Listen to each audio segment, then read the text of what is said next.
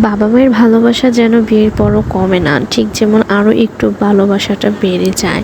তো আজকে আমার বাবা মা আমার জন্য কলিজা নিয়ে আসছিল, আমি খুব পছন্দ করি বলে তাই। বিসমিল্লাহির রহমানির রহিম। হ্যালো এভরিওয়ান, আসসালামু আলাইকুম। Back to my new video. আরও নতুন একটি ভিডিও নিয়ে আসছে আপনাদের মাঝে।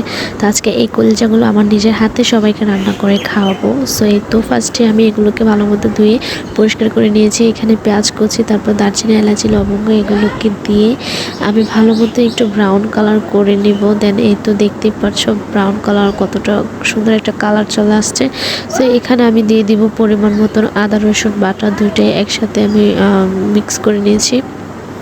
তারপরে এগুলো যাতে পড়ে না যায় তার জন্য আমি দিয়ে দিব অল্প একটু পরিমাণে পানি।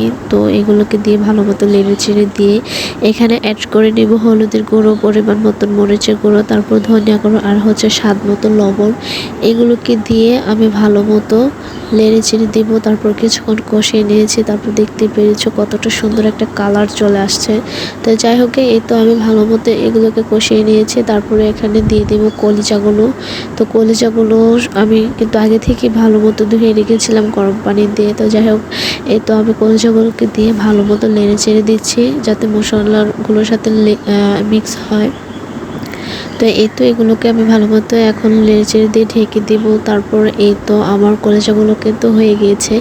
এখন আমি এখানে চাইলে পানি দিতেও পারি, নাও দিতে পারি, তবে আমি এখানে অল্প পরিমাণে একটু পানি দিব। এগুলো তো জাস্ট কষিয়েছি। তো এখন এই তো আমি ভালো মতো কষিয়ে নিয়ে এখানে একটু সামান্য পানি দিব। আর হচ্ছে তার আগে দিয়ে দিব পরিমাণ মতো জিরা গুঁড়ো আর হচ্ছে গরম মশলা গুঁড়ো। এগুলোকে দিয়ে ভালো মতো মিক্স করে নিয়ে তারপরে তো হয়ে গেল আমার কলিজা ভুনা। সো আজকের ভিডিও এই পর্যন্তই থাকছে। কেমন লেগেছে অবশ্যই কমেন্ট করে জানাবেন, আর আমার রান্নাটা কেমন হয়েছে জানাবেন। আল্লাহ হাফেজ।